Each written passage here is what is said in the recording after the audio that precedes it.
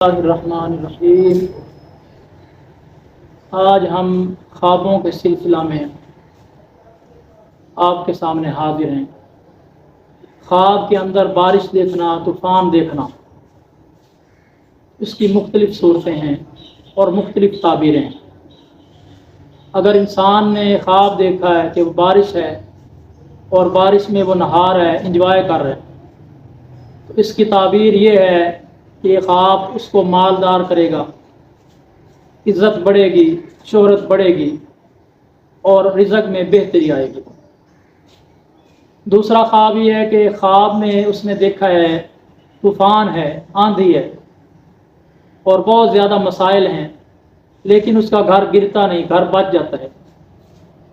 تو اس کی تعبیر یہ ہے کہ بڑا عہدہ ملے گا، وہ انسان مضبوط ہوگا، مشکلات کا سامنا کرنا ہوگا، لیکن اللہ رب العزت اسے ثابت قدم رکھے گا اور انسان کو مال زیادہ دیا جائے گا، بزنس میں ترقی ہوگی۔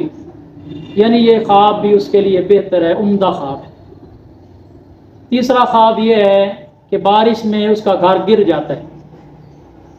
اگر بارش میں گھر گر جاتا ہے تو اس کی تعبیر یہ ہے کہ اس کا گھر کشادہ ہوگا۔ ایسا خواب حضور علیہ الصلوۃ والسلام کی بارگاہ میں پیش کیا گیا تو حضور علیہ الصلوۃ والسلام نے جو اس کی تعبیر بتائی کہ جب انسان اپنے گھر کو وسیع کرتا ہے تو چھوٹے گھر کو گراتا ہے تو پھر ہی بڑا گھر ہوتا ہے، تو آپ نے بتایا اسے بڑا گھر ملے گا۔ تو یہ خواب بھی اچھا خواب ہے، اس کے گھر کو وسیع کیا جائے گا، مالداری بڑھے گی، دولت بڑھے گی، رزق میں اضافہ ہوگا، یا اور اسے فائدے حاصل ہوں گے۔